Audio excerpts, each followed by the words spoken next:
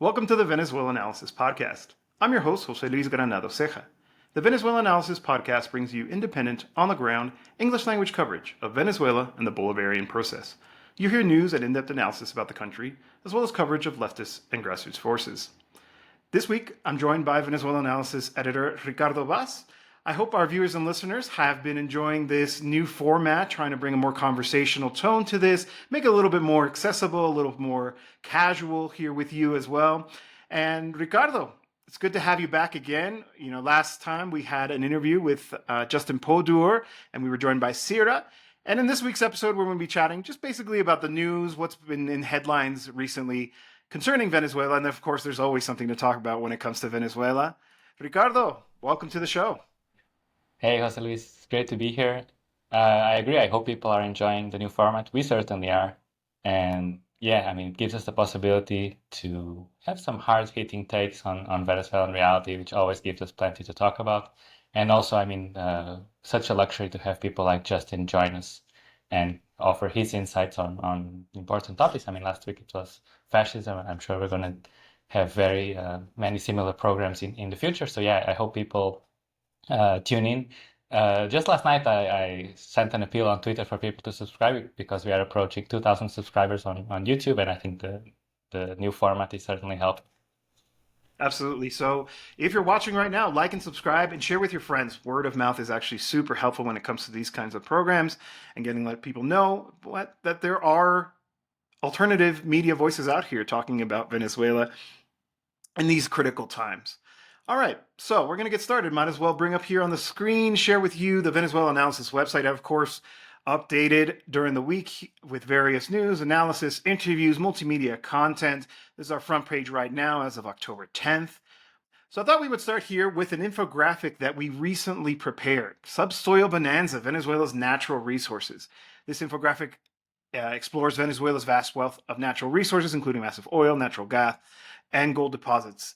And you know, when I first started getting interested in Venezuela back in 2005, there was certainly a burgeoning understanding of how much the role of natural resources that are in Venezuela plays in the actions of imperialism there. You know, obviously it's well known for its oil reserves. It has reportedly the largest oil reserves in the world, even more so than Saudi Arabia, which people find surprising, but it goes more to that. And so I thought we would walk through this together, Ricardo, about what this infographic is actually telling us here in terms of how it goes beyond oil and it actually is about resources in general and the role that those resources are playing in the geopolitical tensions, conflicts that are generating. Of course, resources always are at the center of these kinds of challenges facing the global community. Ricardo. Yeah, absolutely. I think this was an infographic that we talked plenty of times. I think it was long overdue. Because I mean, when we ask ourselves, you know, why is imperialism so focused on Venezuela? Why are these regime change efforts nonstop? And of course, the first answer is, you know, it's the oil, stupid. But you know, we then go on to the second part, which is equally important, which is the alternative project that was and is being built here. How it stretches beyond Venezuela's borders and how it threatens U.S. hegemony. But we shouldn't lose sight of the first part. And so here we try to give an overview of, you know, what are Venezuela's main resources, and there's a lot of them, and what we know about them. So you mentioned the oil, and this is an interactive infographic. So for example, if you click on the little crosses, you'll see more information. And so we talk about oil.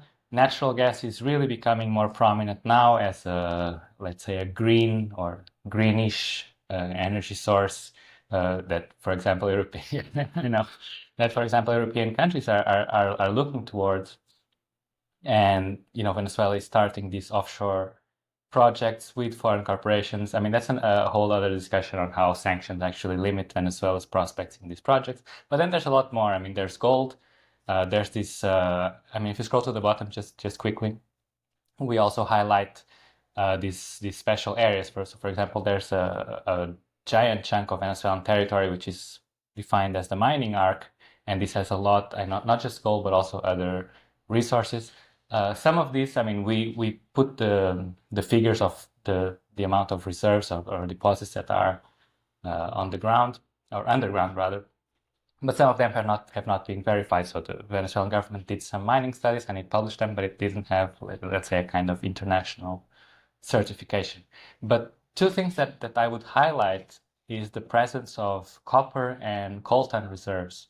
So these are two key minerals for, let's say, the technological transition with lots of applications. I mean, when we talk about coltan in the Democratic Republic of the Congo and how that has spurred, lots of conflicts and, underage people working in the mining industry and so on. And so there were discoveries in Venezuela. They weren't very far developed because then, the crisis hit and there were no possibilities. But this just shows how Venezuela's subsoil holds lots of resources that are key in today's world and in the technological advances that are happening so fast. And again, to circle back to the beginning, that's why there's so much interest from the US empire in Venezuela. Absolutely. And so, for those of you who want to learn more, if you didn't get a chance to look at the details of the infographic right now, as we shared it with you here on the program, of course, you can visit our website. It's there on the front page. If you can't find it, it'll also be under multimedia infographics. But we're spending some time investing some energy and resources in producing this information because it's open. It's important to keep top of mind, right? Like I think.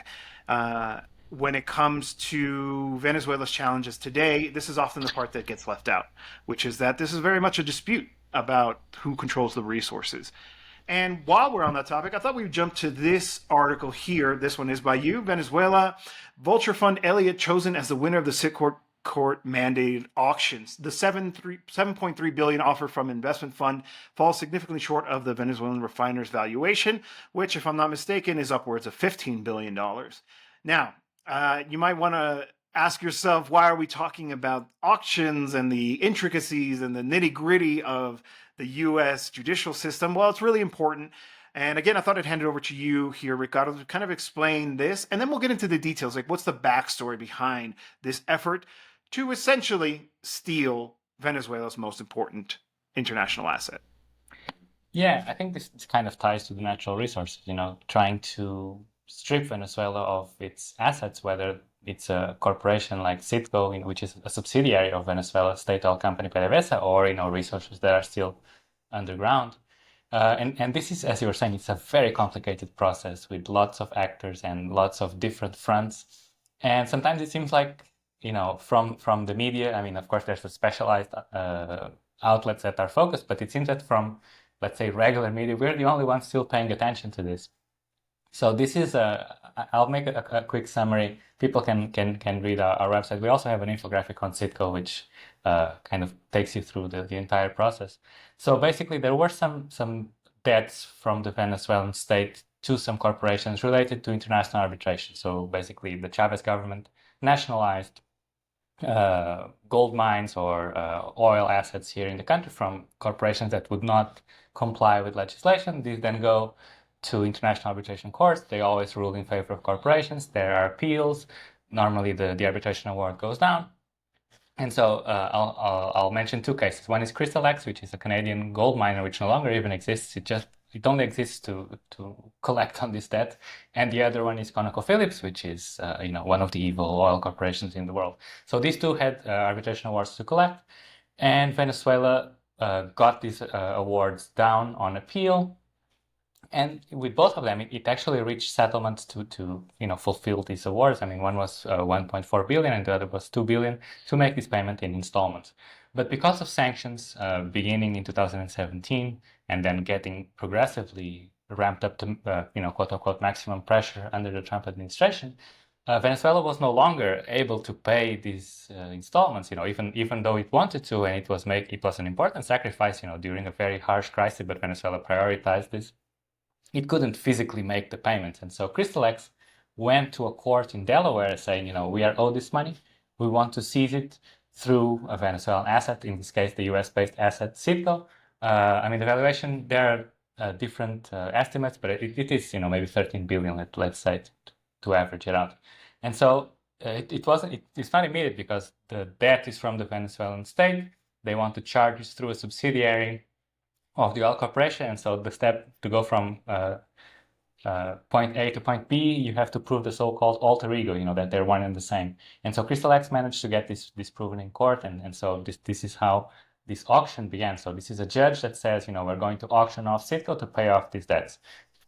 And then the story gets more complicated once the self-proclaimed interim government gets into place, because it's the one that's recognized by Washington. It's handed control of CITGO, and then it takes a number of missteps, which we can consider blunders. I think there's too many of them. It has to be some sort of collusion and conflict of interest.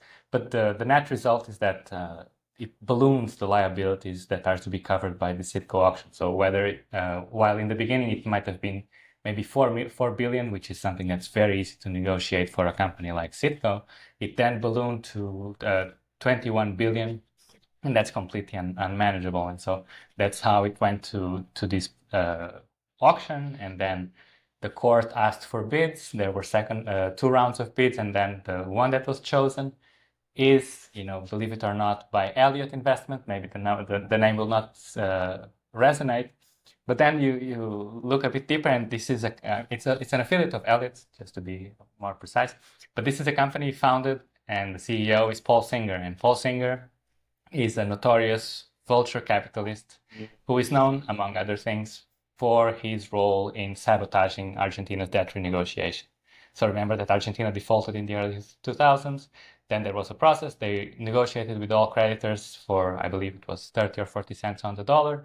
But these, I was going to swear, these people refused to negotiate, and basically they held out, and in the end they got much more than they had actually invested. They were very aggressive in going to court, seizing Argentinian ships and so on. So this is Paul Singer. This is the one who's going to get, in principle, CITGO on an absolute bargain, 7 billion for a company that's worth maybe twice more. But, it's still ongoing, because not necessarily the sale, but the terms of the sale are complicated. So they are setting up an escrow account. This is getting very technical. An escrow account to pay separate creditors. So CITGO is also collateral for some defaulted bonds, and there's parallel litigation. And so the other creditors here in Delaware are not happy, because they would have to wait for the other issue to be solved before they get paid. So this is still going to play out in US courts for at least a few months. I expect, the terms of sale to be revised so that, all the vultures are as happy as possible. But it's another step towards the conclusion of this plunder of Venezuela's most important asset abroad, which ties to what you're going to bring up next, which is an article from our book that you wrote. Yeah. Well, a couple points there. I wanted to reflect on that, what you just said. The first one being, of course, it's in Delaware, right?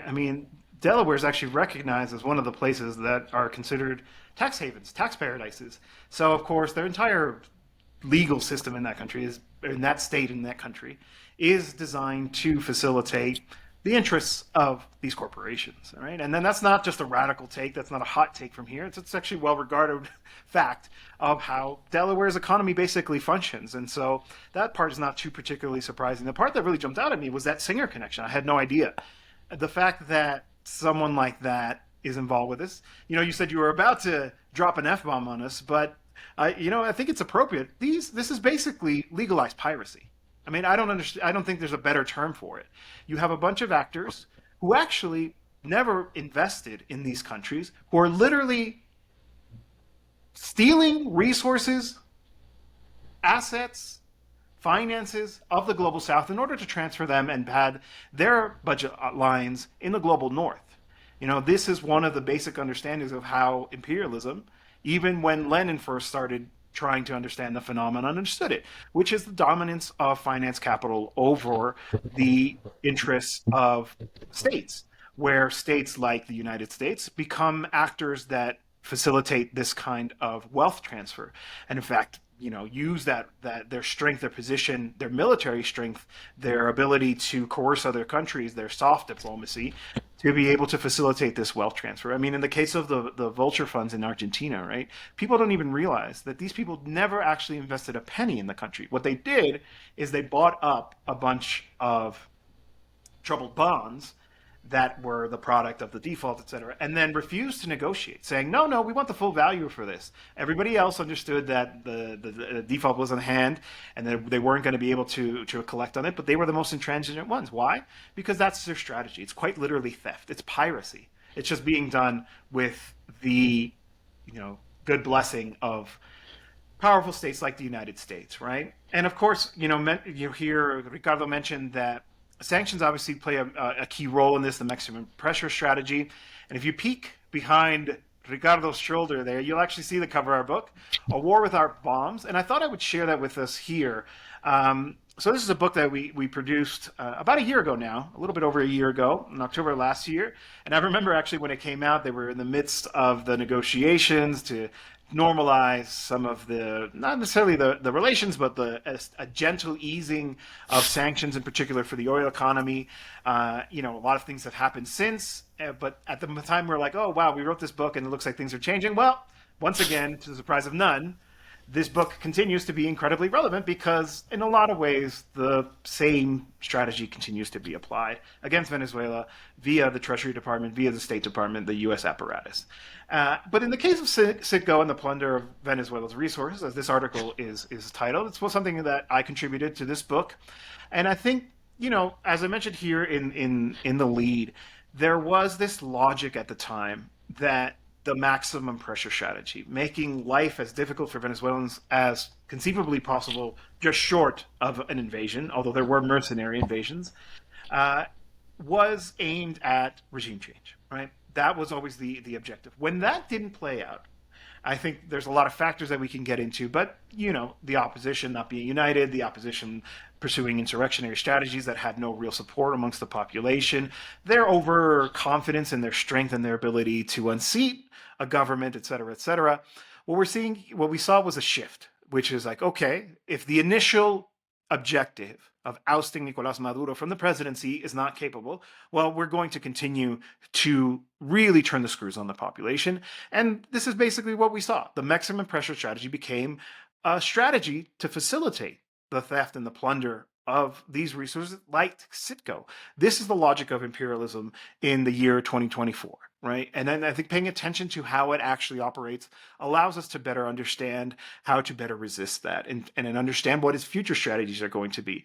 There is a lot of talk right now because of the instability in parts of the world that, the US is weary of possibly engaging in another kind of exercise of a Guaido 2.0 of pretending somebody who doesn't exercise any power is actually the president's, right? And so as we pay attention to this, we know that although they may not succeed in ousting the Maduro government from power, they can still gravely affect the livelihood of the Venezuelan people and, of course, deliver a message, right? As saying, if you dare to go down the same path, this is what we're going to do to you. And this is a lot of what we get into in this piece here. I invite our viewers and listeners to check out the Venezuelanalysis website, and you can download the book for free. It's available as a PDF. In fact, we have two formats for you. If you like reading single page or double page, like we have it here on the screen, you can check out the book and read it. It's still relevant. It may be a year old, but most of everything that here is still very much true. And of course, updated information will always be posted to the website. But I thought I would just kind of look at here. There's on the other case of Monómeros, which was also the second most important foreign asset, which was seized, handed over, mishandled, used to line the pockets of the Venezuelan opposition. And of course, there was a very complicated situation to try to basically recover that industry, to recover that firm that had been so thoroughly plundered. But anyway, so like I said, this isn't the space for us to get into the details of everything, but I encourage everybody to check it out. But I was talking about the Venezuelan opposition strategy, about this push to oust Nicolás Maduro from office. And, just to give a quick recap, obviously we had the elections on July 28th. There, the Venezuelan institutions recognized Maduro's victory. And the opposition, to a surprise of nobody, has continued to cry fraud. And certainly there was a moment there where the situation looked to be unstable, but now we can say with confidence, right, that things are not looking good for the Venezuelan opposition in that sense. And I thought that would bring us to the next topic that I wanted to talk about.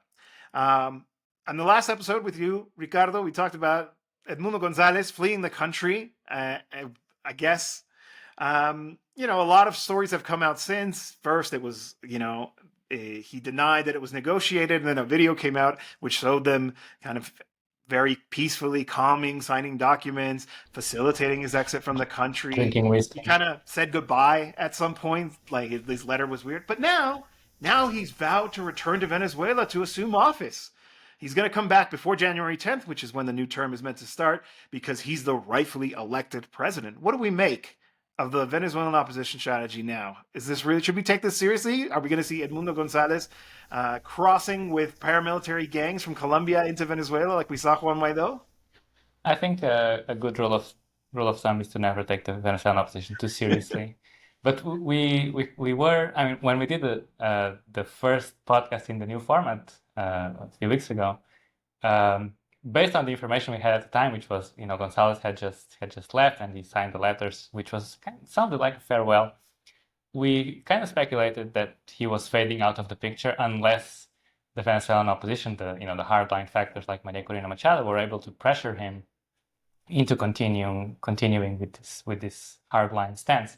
And I think there's some pressure from the far right sectors in Spain as well, because it's also a weapon for them to attack the Sanchez government in Madrid. But yeah, basically, it's hard to know with Gonzalez. I think we should see him as someone who is being spoken through. So it's somebody else who's speaking, and not necessarily him. He's not going to cross the border with paramilitaries. I don't think he's going to come back to the country at all. In fact, it wasn't even clear that he was in Venezuela before he was chosen as the opposition candidate. But he will say what he's told and continue. However, and here I'd like to know if you disagree with me. I don't think the United States is going down the parallel government route again, because I mean, it did work in some regards, for example, to plunder CITGO, to have a kind of a legal excuse to seize these assets, even though not all of them were placed under opposition control, but some of them were.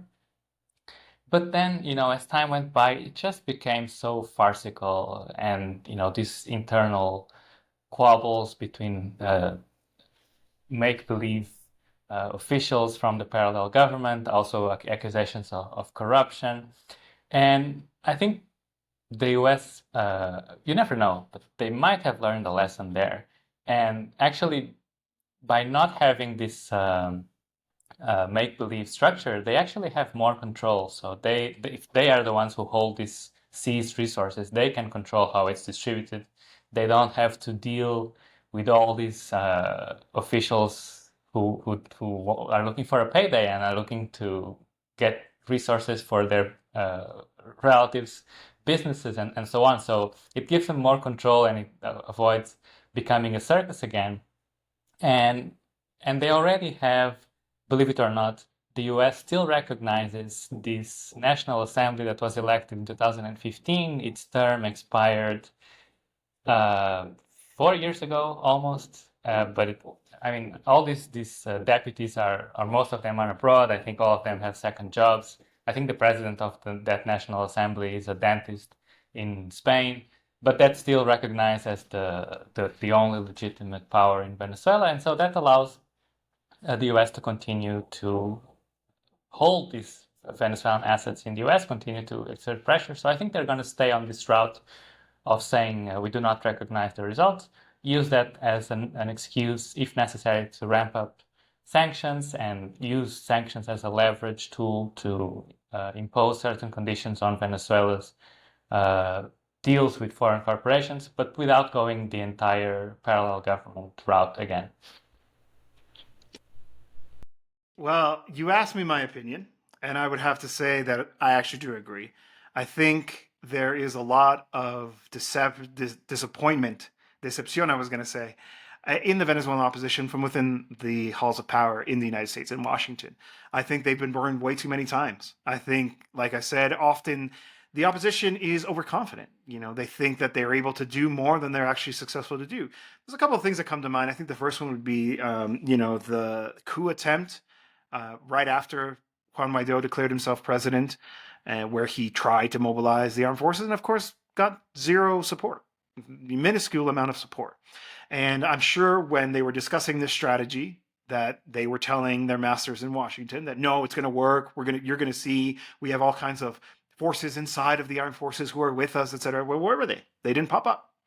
And I think that, the US government has been burned so many times by the ineptitude of the opposition that they don't really trust them. But your point about them being somewhat more able to control things, I think, is interesting because, when they tell them this is the strategy you need to pursue, they're going to have to follow it because there isn't this semblance, this edifice of, oh no, we're the actual legitimate government and we're making decisions as a government. No, it's a handful of people.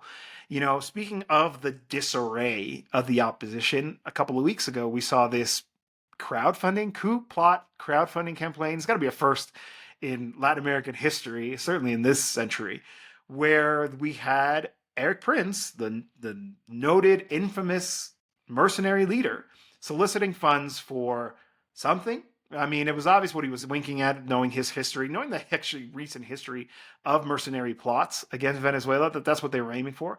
But it wasn't long before it turned out that some of the people who are involved with this are known, even within the opposition, for being dishonest brokers, for being thieves.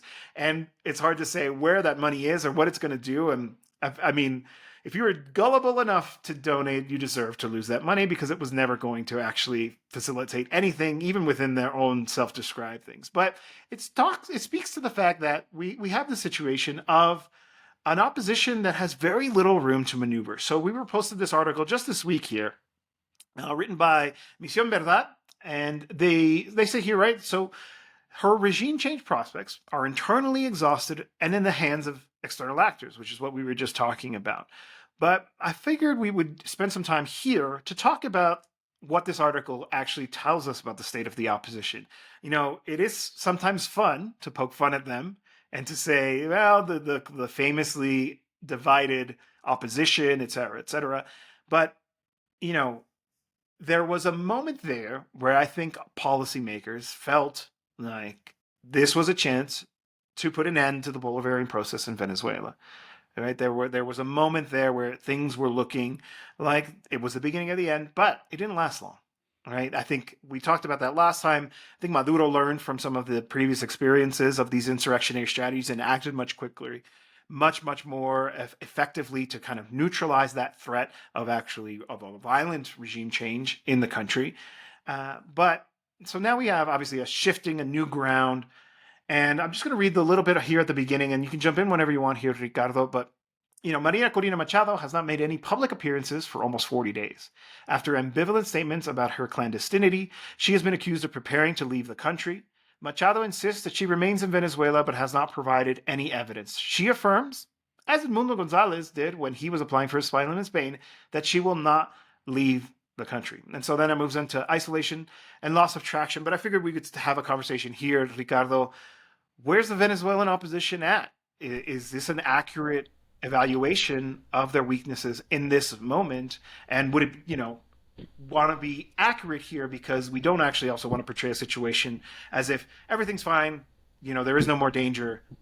We still have to be careful when it comes to these actors, which are proven time and time again that they're not willing to play by the rules. Yeah, I agree with the last thing you said. I mean, we should never underestimate not just their own prospects, but also their recklessness, their willingness to, sow violence and sacrifice their own people. And of course, I mean, they have no issue in sacrificing Chavista people if it gives them even the slightest prospect of regime change. But I think that's a good place to start, the loss of support. Even when we discussed this when we were last here on the podcast, how these successive mobilization calls from the opposition after the election were getting smaller and smaller crowds. I believe the last one on September 28th, the crowd was so small that Maria Corina Machado didn't even come out to greet them. So it was just so embarrassing that even the, let's say the creative photo angles would not save them. And so it is indeed the state of disarray. And this is more or less the point that this article makes. It's kind of a useful breakdown of all the factors that are here in play.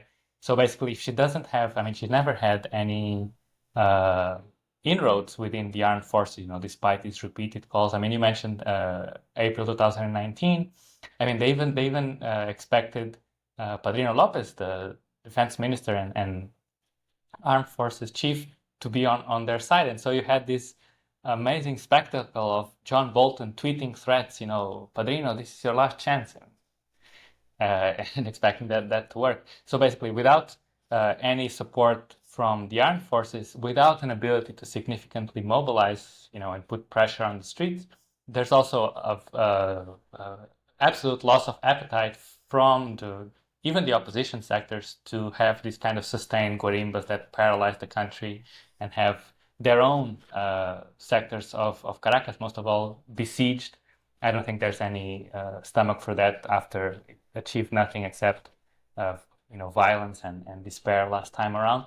So then the conclusion is whatever happened is in the hands of foreign actors, and it can go from policymakers in Washington and then to other, let's say, wild cards like Eric Prince. And this was very farcical because it was something called Ya Casi Venezuela, so something like we're almost there, Venezuela. And it had a countdown. It had a countdown clock. And then once the clock ended, it actually went to negative numbers, so they didn't program it to stop at 0. And then the countdown was to the crowdfunding. So, we're almost there. You can now give us money. And I once went to the website just to see people who were donating. And they had these comments like, this is like buying a lottery ticket. The worst case scenario, you win nothing. And in the best case scenario, you win freedom. I mean, the only case scenario here is that you're giving money to these people who had no intention of doing anything. They didn't have any plan. And it didn't take more than a week for them to start accusing each other of stealing the money. So this was, I think we tweeted this, this was the quickest of get-rich-quick schemes, just preying on the gullibility of these fanatical opposition supporters abroad. So basically now, to circle back to the more serious, let's say, foreign actors, which are policymakers in Washington, the opposition is lobbying, or at least these more extremist factions are lobbying for a hardening of oil sanctions, and in particular, the revoking of Chevron's license to operate in the country. So Chevron, through its joint ventures, is the joint ventures with Chevron, more precisely, produce about a quarter of Venezuela's current oil output. And so these people who always advocate for collective punishment are lobbying Washington to revoke this license, to, increase the suffering of the civilian population and see if that takes them closer to regime change. So going back to maximum pressure. I don't think this will happen for different reasons.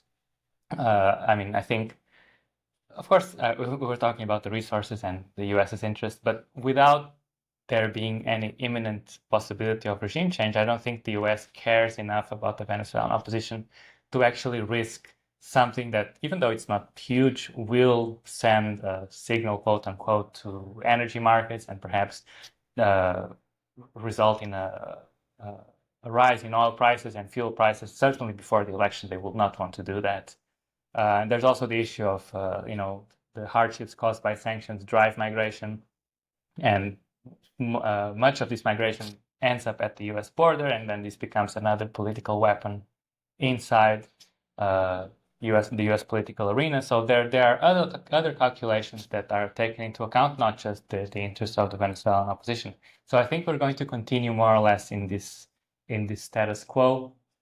And of course, for the opposition, this is not good because their time is not on their side.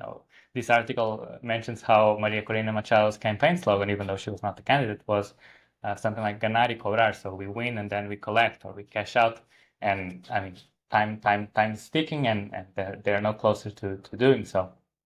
But I think the US has a much longer view, and also the use of sanctions as a way to control markets and impose harsher conditions on the Venezuelan government. Understanding realistically that there is no prospect of, putting these puppets, let's say, in power. Yeah, and I think it has to be emphasized. Maria Corina Machado, while certainly she had a moment there and she was being celebrated in international media, she's not exactly a popular figure. And she's certainly not even popular within her own coalition. She's seen as somebody who's too ambitious, who's too concentrating power in her own hands. There's a lot of egos that are bruised as a result of her occupying such a prominent place as the opposition leader. And so there's a lot of tension within that. And I think, you know, to use the gambling metaphor once again, she gambled with her slogan. You know, we talked about this one about cobrar, right? To cash out. But she also talked a lot about hasta el final, right? I'm going to go to the very end. But it turns out she's not even showing up to rallies, right? She's not actually being able to kind of build any momentum. And when you promise people hasta el final, to the very end, and you don't deliver, it's demoralizing. We can't underestimate the effect that that actually has on the supporters that the opposition does indeed have, right? And of course, the US is far more interested in its broader national security concerns about, as you mentioned, the stability of the price of oil. We could very well be within days, maybe weeks, who knows, of a regional conflict in the Middle East. And that the primary immediate effect of that is going to be a dramatic increase in the price of energy. Obviously, so many of our energy resources globally come from that region. And so the US is very much interested. And even if it's not a lot of oil, and Venezuela will take a long time to ramp up its production to even try to fill in that gap, it's not so much about that. It's about knowing that, hey, we have about this amount of barrels of oil that we know that are going to continue coming here in the case that our supplies from elsewhere are going to get cut off. And it's very unpredictable. It's something to pay attention to and speaks to the interconnectedness of the world. Well, you talked again on the topic of U.S. imperialism. I think in some ways we've also seen some issues here in terms of the disingenuous critiques about Venezuela, about the way that some people fall for it when it comes to the situation in Venezuela. You know, the people clamoring and repeating some of the same talking points that are directly from the opposition. Maybe they were laundered through some so-called progressive outlet or some so-called progressive academic, right? And I think you and Lucas Corina, he's a member of the Venezuelanalysis board, used to be a writer as well, active in Venezuela solidarity work, and is currently living and working in Venezuela. You wrote this piece here, Whitewashing Imperialism, the Western Left, and Venezuela. So before I talk too much, share with us what you were thinking. What was your aim of this analysis here? What do you want people to take away from it? Yeah, so basically, Lucas and I looked at a pattern, but specifically two pieces that came out after the election. One was from Gabriel Hetland and the other from Alejandro Velasco. And they fit this pattern of people, in this case more of the academic type, who portray themselves as anti-imperialist, except when it comes to the countries that are more directly targeted by imperialism. And so these are kind of disingenuous critiques that are framed as coming from the left, but then they just end up boosting the propaganda that contributes to or that aims to contribute to regime change. And so we try to break down how it's constructed, and you know, tying back to what we were just saying, one of the main ways to do it is to downplay or ignore altogether the effects of sanctions.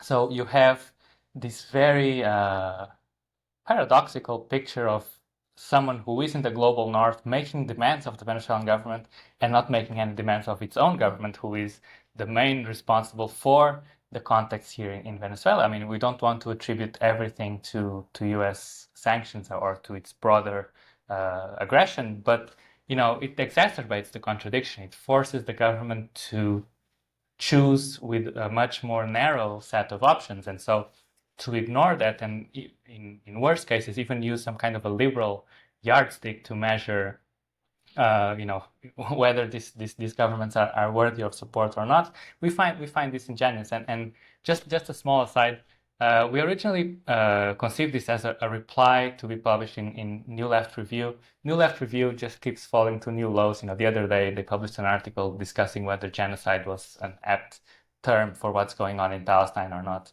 But then, of course, we were ignored. And we published this in Ab Magazine, and we'd like to thank, shout out to Louis Alday, who did a nice job editing and ensuring that we added more context to help more thoroughly understand the context in Venezuela, the contradictions, the role played by popular movements.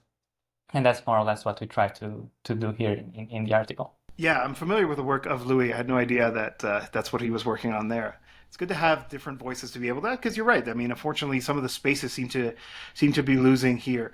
Can you walk us through basically this headline, this subheadline here, imperialism as an afterthought, and you kind of cite some of the passages that they make here in their respective pieces. But why the need to concentrate the critique on imperialism and not treat it as an afterthought? Yeah, so basically, in my case, I've written a lot on how the corporate media endorses sanctions by ignoring them or downplaying their effects. But here, I mean, we're talking about serious critiques that are coming from the left, and if I mean, sanctions are the starting point if you want to look at the Venezuelan economy and all that resonates from there. And if you kind of miss the point on what's the most important factor, then basically all the analysis you're going to derive from that is going to be misleading or misguided. And so if you look at Velasco's opening paragraph, they say, to be sure, U.S. sanctions have exacerbated Venezuela's crisis, but then it lists a number of things like, austerity, dollarization, and these were measures taken in the context of a war economy. So you cannot to portray them as being taken in a vacuum is dishonest at best. And so Velasco says this. Hetland didn't mention sanctions at all, and then he tweeted, "Oh, I forgot to mention sanctions. They are also a factor against the Venezuelan elections being free and fair." So this is the kind of dishonest critique that we're dealing with, and we try to give the actual picture, and then from there you can actually reasonably discuss and analyze the economic policy, for example, how the Venezuelan government has chosen what is to a large extent an orthodox path towards stabilizing the economy and boosting growth again. We can ask, how many of these concessions are forced by the external conditions and how many are forced by the internal sectors that are more prominent in terms of determining policy and so on. Of course, you can debate this and it's useful, but if you misrepresent the overall context, then everything you say afterwards is not to be taken seriously. I mean, you mentioned this about Hetland casually tweeting this fact, and I was blown away when I saw it because it actually popped up on my timeline. I mean, if you are capable of forgetting the role of sanctions and including it in your piece, how poor is your analysis? And I say that respectfully, right?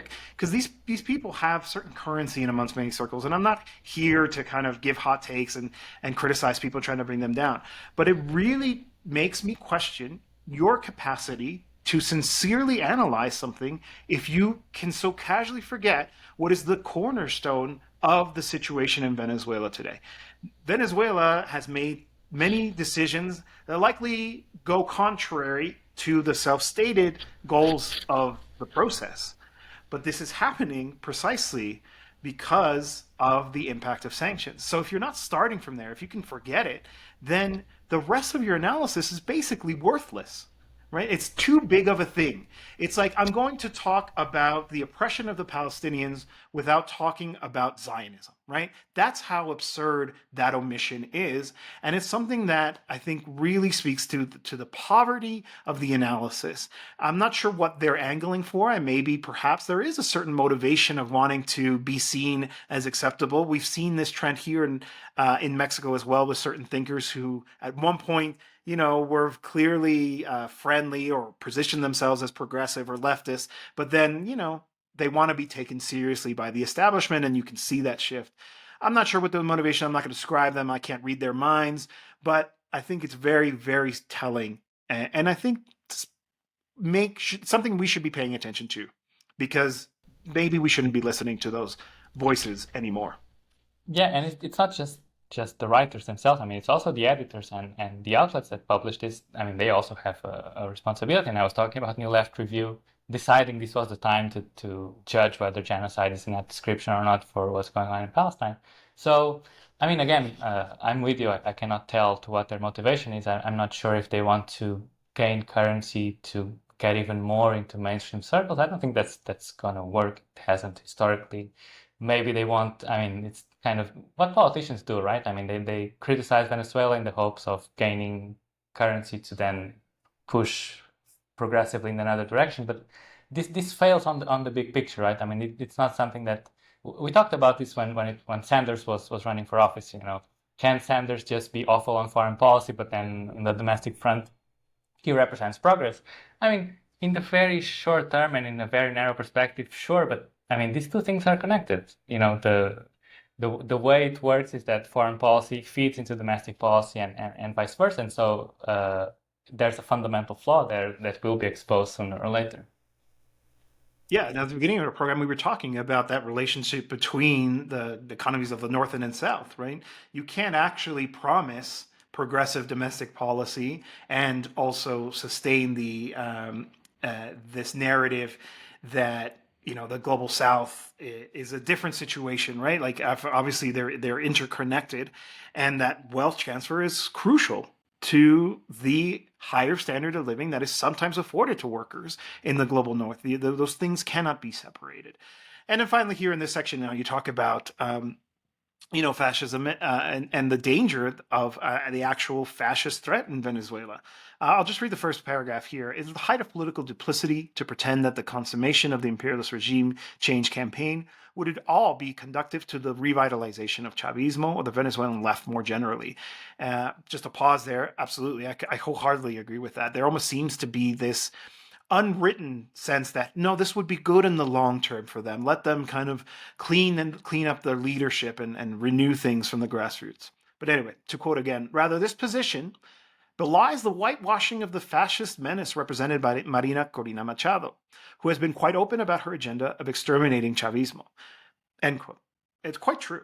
This isn't like, oh, this is a alternative candidate and then they'll just take office. I mean, they said openly that that's what they were pursuing, the extermination of Chavismo, which would be a violent process. It would be a process that would happen in the worst way possible. It would be handing over the keys to the executioner. And so not emphasizing that, I think, is important. But while we're on the topic of on fascism in Venezuela, I thought we would bring up this article that I wrote actually just this week, where Venezuela reiterates its support for Palestine and rejects Zionism and fascism. Venezuela was host to a Congress not too long ago, basically a World Congress Against Fascism and other similar expressions, the extremist positions here. And of course, we know that Venezuela has historically played a very positive role when it comes to the defense of the Palestinian people and their cause. There is, of course, this famous cartoon that I'll bring up here that is now circulating on social media, where quoting from Hugo Chavez's famous intervention where after he broke relations with Israel, saying, "Maldito seas Estado de Israel." Of course, we share that here on our social media. Follow us on Twitter, Venezuelanalysis. But to go back to this, right, to talk about how if there's anywhere in the world outside of the Middle East, but even in comparison to certain political leaders in the Middle East, I'm thinking of Egypt and Jordan, for example, the people who have the clearest are the Venezuelan people. I mean, it's not an accident that the people who have to fight fascism at home understand fascism elsewhere and how it is the focal point of oppression. And obviously, we had a whole episode about this. I invite our viewers and listeners to check out our last episode with Justin Pordur and fellow writer Cira Pascual Marina. We get into much more detail about this, but I figured it was worth mentioning because this is not something that should be, again, so casually dismissed. And I think the leading role that Venezuela plays in the anti-fascist struggle deserves to be highlighted frequently because this isn't just the government position, though obviously if we scroll down here, I have this picture that was taken at one of the events where we see Diosdado Cabello, ranking Chavista, and the current interior minister. He's there next to the Palestinian ambassador to Venezuela, but also Jorge Arriaza, who's the Secretary General of ALBA TCP, the alternative bloc, the socialist bloc in the Americas.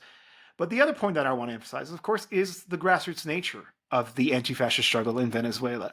When October 7th happened a year ago, the first people to mobilize was this coordinating group of Palestinian Solidarity. I mean, they were very quick on it and declaring their support for the Palestinian resistance in this instance, way before many others had.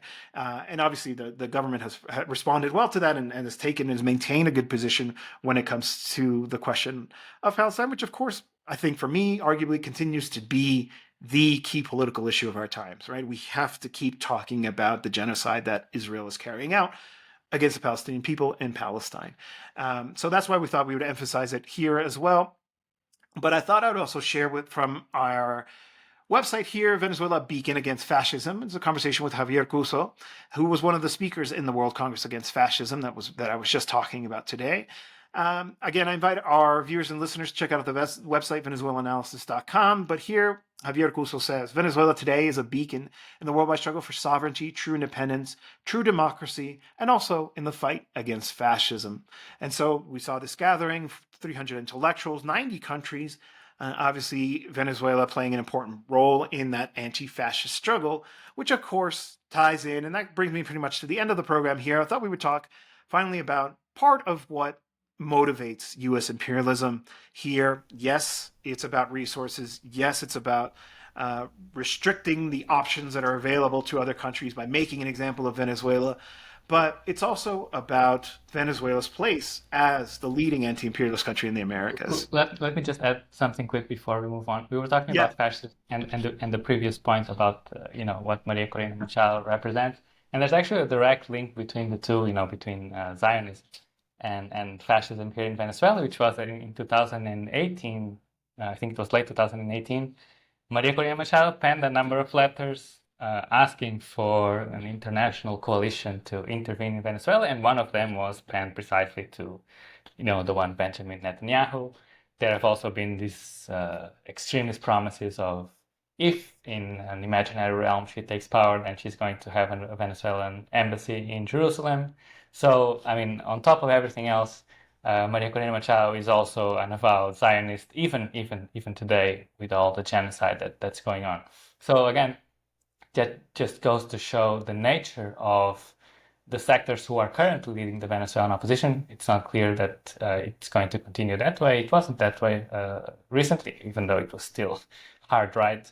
But it just goes to show how interconnected the struggle is on a global scale. Absolutely. I'm glad you mentioned that. It's interesting how the fascists understand who their allies are. So we need to understand who the allies of the fascists are and the way that they're connected. I think in a way, we were talking about how Marina Corina Machado actually being able to exercise power would likely result in a bloodbath. You only need to look to what Netanyahu is doing right now. That's how these people think. They don't have a regard for human life in the way that we, the peace-loving peoples, do. I wanted to bring this up just only because I think it's important to always pay attention in terms of what the State Department is saying when it comes to Venezuela. So this is from September 26th, not too long ago, but it's kind of the usual. It's a joint statement from the usual same old countries. The U.S. seems to be really desperate to revive a sort of Lima group-style group, but they don't seem to be getting much anywhere. Nobody takes Luis Almagro seriously anymore, and besides, he should be gone pretty soon. But here it is, right? The usual kind of language that you expect. Venezuelan people voting, blah, blah, blah, remain, gravely concerned, call for the immediate release of what they deem to be political prisoners without actually substantiating it, et cetera, right? But ultimately, if we look at the last paragraph here, and I'll read that out for us, kind of tells us where the situation is to, again, kind of return to that conversation we were having about where the opposition stands, where the whole situation in the country stands. And I'll quote, "Now is the time for Venezuelan political leaders to begin constructive and inclusive discussions on a transition with guarantees for both sides to resolve the country's political impasse and restore democratic institutions peacefully in accordance with Venezuelan law, as well as the will of the Venezuelan people expressed through their votes on July 28th. So the call is dialogue. Again, right? They're not demanding, they're not, resting on their laurels in terms of their confidence in the opposition. It's more of the same, and I think it kind of speaks to a certain debility, a certain weakness that the forces that are conspiring to engage in regime change in Venezuela are actually experiencing at this point. But before we go, I wanted to share one last thing. It's not exactly Venezuela related, but I think it's connected to this. You see these statements come out. You see Matthew Miller, Count Chocula, lying through his teeth day in and day out. He actually got called out the other day by a journalist from the Gray Zone. Thankfully, of course, he didn't engage. But, these are evil people, and we have to remember that the propagandists also were tried and convicted in Nuremberg. But anyway, the point is that you'll see these statements, you can read them for yourselves. But this one really jumped out at me. This one's actually from October 9th, so just the day before we're recording today, here from Chocula himself, Matthew Miller, where they designated former Ecuadorian president Rafael Vicente Correa Delgado and Jorge David Glass, his second vice president, as generally ineligible for entry into the United States due to their involvement in significant corruption during their time in public. The way that they can give themselves this attribution to decide who is guilty and who is not and who is corrupt from the comforts of their offices in the United States without actually understanding the situation in the country, it speaks to the fact that all of this, despite the diplomatic language, it's all politics. It's a political position. What they're trying to do here is basically punish Correa for helping secure the release of Assange, for being an anti-imperialist leader when he was in office, for still being a key person in the Ecuadorian opposition. But this is just such a clear example of the way they invent whatever they want to suit their political aims. Now, Correa was found guilty of being corrupt because, believe it or not, of the psychic influence he had over other people in the government. The actual physical evidence that was presented in the trial was a notebook that was written after the fact by somebody who was compelled to do so by the prosecutor. The prosecutor was only put in there because she was an ally of the traitor Lenin Moreno, despite not actually having the full qualification for it. She has been routinely criticized for her ineptitude, her basically poor leadership in the position of Attorney General of Ecuador, a clearly political campaign to try to destroy Correa and his movement known as Correísmo. But it's curious how this, because of that ruling, which is not taken seriously, not even Interpol will follow through on the arrest warrants that the prosecutor has solicited, because the case is so clearly politicized. In this case, they don't say anything, right? They accept the Ecuadorian judgment. Let's not forget that an Ecuadorian court found Chevron guilty of huge environmental crimes. And in that one, oh no, that was the product of corruption. It cannot be believed. It cannot be enforced. The lawyer who was connected to that was put through hell. He lost his license. He was in home arrest. He had to wear an ankle monitor. Really absurd. Clearly vengeance against him. So it's interesting how in one case, the Ecuadorian system is trustworthy, and in the other one, it isn't, because it suits them, because it's always politically driven. And one final point, and I'll give you a chance to say a last word as well. Correa, responding to this situation, writes this letter, but my most interesting thing at the end, I think, is in the end, he criticizes the entire statement by the U.S. State Department and makes some good points. I invite people who read Spanish to go ahead and check it out. But the last one here, in the decade that I was president, when Ecuador and Latin America was full of progress and dignity, I tried to moderate certain progressive colleagues for their profound anti-imperialist sentiment. And it's true, I followed politics since then, and I paid attention at the time. And Correa always was treated as sort of that kind of calmer voice, more, you could talk to him. He wasn't a Chavez, right? He wasn't as fiercely anti-imperialist. He wasn't Evo Morales. Anyway, so he says that he tried to moderate them, and then he says that it is my duty to recognize that the person who was wrong was me. So there you have it. Never be afraid to take the anti-imperialist position. You don't want to regret it. They let down the line. The right position is always to oppose Washington and U.S. imperialism. Yeah, I mean, Correa is quite a character, and he does have a sense of humor about him, and I'm glad I'm sure he reached his conclusion a while ago, but I'm glad he put it out in writing. But actually, we can also go full circle. You were mentioning the case of Stephen Donziger and how he was, completely persecuted for his role in exposing Chevron's responsibility in an absolute disaster in Ecuador. And it kind of ties to CITGO on how the US legal system is used to protect or to pursue the interests of US corporations, whether it's in one case plundering the assets of a country in the global south, CITGO belonging to Venezuela, or in another, stopping another corporation, Chevron, from having to assume its responsibilities for what it did in Ecuador. So I think perhaps the overarching message from our conversation here is the interconnectedness of imperialism, and the obvious conclusion is we also need an interconnectedness of anti-imperialism, and I think that's a good place to leave it. That's the perfect place to leave it. Let us build that coalition, anti-imperialist, anti-fascist, because that saying continues to be very true today. It's socialism or it's barbarism. And I think that's becoming more clear to more people more often these days. Ricardo, thanks so much for joining us. What a great conversation, as always. And to our viewers and listeners, please leave us a comment, give us a like, give us a subscribe, share with your friends. Let us know what you think of the format. Let us know what you'd like to see. We're still experimenting with this, but we figured this is a good way for us to build a community on different platforms like YouTube, but also share some of the work that we're doing from Venezuelanalysis. Of course, we are always posting original news briefs by myself and other colleagues, but also interviews by Cira Pascual Marquina, but infographics, and also reposting, translating content, bringing you the information you need to have when it comes to Venezuela. Thank you so much for joining us, and we'll see you next time.